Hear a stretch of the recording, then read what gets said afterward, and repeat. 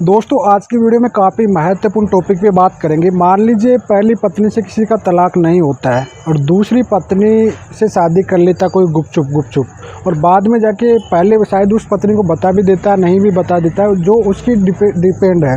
लेकिन by chance उस लड़की की मान लीजिए जो सेकंड वाली शादी किया है, पहले वाली पत्नी से उसका डाइवोर्स नहीं हुआ और दूसरी वाली शादी कर लिया।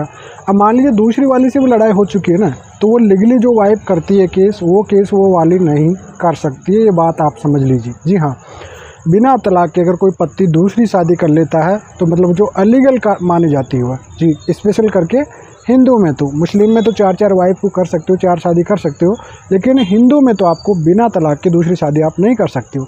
अब दूसरी शादी आप नहीं कर सकते हो तो सेकंड वाली जो वाइफ है वो लीगली वाइफ नहीं है, तो वो आप पे लीगली केस नहीं कर सकती। जैसे डोरी का केस आप पे नहीं कर सकती किसी भी टाइप से, ठीक है। तो कहीं पर क्या होता है कि लोग क्या करते हैं कि केस चलते हुए सेकंड वाली वाइफ से शादी कर लेते हैं, लेकिन आगे चल के उनको सेकंड वाइफ के साथ भी लड़ाई झगड़े हो जाते हैं। तो अब ऐसी सिचुएशन में पत्नी 498 का केस करती है सेकंड वाली। अब सेकंड वाली जब सेकंड केस करती है, 498 डोरी का केस करती है, तो पुलिस वाले एक्सेप्ट कर लेते हैं उसमें।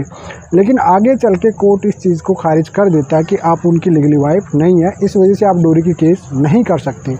यहाँ पे पत्नी को मान ला डोरी का केस में तो फिर भी पति बच सकता था, लेकिन यहाँ पे पति के ऊपर जब खारिज हो जाएगा तो 420 का केस बनेगा, धोखाधड़ी का, बाय गेमिंग का 495 का केस बनेगा, ठीक है। और साथ में अगर घरवाले इंक्लूड थे तो वो घरवाले भी फंस जाएंगे वहाँ पे, और उसको भैया 376 जैसा केस भी, साजिश मतलब शादी का झांका देकर रेप करने वाला केस भी आप पे बन जाएगा। तो ये हमेशा याद रखना आपको।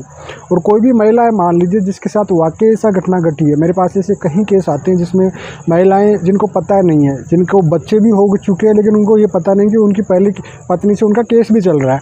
तो ऐसी सिचुएशन में आपको ये समझ लेना, अगर आपकी फर्स्ट वाली से तो आपका विवाद चल रहा है तो वो तो लीगली केस कर दिया आप पे डोरी वगैरह होगा, लेकिन अगर सेकंड वाइफ ने आप पे डोरी वगैरह किया तो वो कोर्ट एक्सेप्ट नहीं करेगा, पुलिस एक्सेप्ट कर लेगी। और आप लोग क्या गलती करते हैं मैं बताता हूँ। आप पुलिस में स्टेटमेंट जाके देते हो, साहब मेरा तो डाइवोर्स नहीं हुआ, इससे तो मेरा रिलेशनशिप में रह रहा था मैं तो अपनी मर्जी से। तो भाई आप अपनी मर्जी से रहे, बाल बच्चे आपने पैदा कर लिया, अब आप उसको छोड़ रहे हो तो भाई आपको उसका हर्जाना तो देना ही पड़ेगा और आप बुरी तरह से फंस जाओगे। ये बात आपके माइंड में याद कर लेना।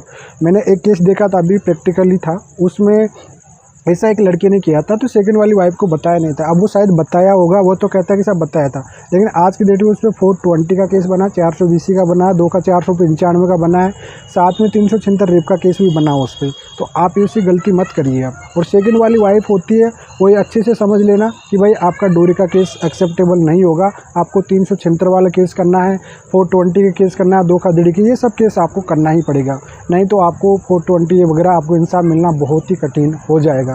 तो आई होप आपको समझ में आ गया होगा। काफ़ी महत्वपूर्ण वीडियो था लोगों को लिए, तो इस वजह से आप सेकंड मैरिज कर तो लेते हो शौक में। देखो दूर के डूंगर दूर से अच्छे लगते हैं। जब साथ में रहने लगेंगे तो पहले वाली से आप विवाद चल रहा था तो सेकंड वाली से भी आपका विवाद चलेगा। तो ऐसा ज़रूरी नहीं कि सेकंड वाली अच्छी आ जाएगी, हो सकता है सेकंड वाली उससे भी ख़राब आ गई और वो आपको एक महीने में, कहीं लोगों की तो ऐसा हुआ है जिनका 1-2 महीने बाद ही केस चलने लग जाए, सेकंड वाइफ के केस लगने लग जाते हैं, तो वो आपको दिक्कत क्रिएट हो जाएगी, दिक्कत आके तो आप बुरी तरह से फिर और फंस जाओगे। इस वजह से ऐसी गलती कभी भी ना करें। तो आई होप आपको समझ में आ गया होगा। इससे रिलेटेड अगर आपकी कोई डाउट है तो कमेंट में छोड़ सकते हैं।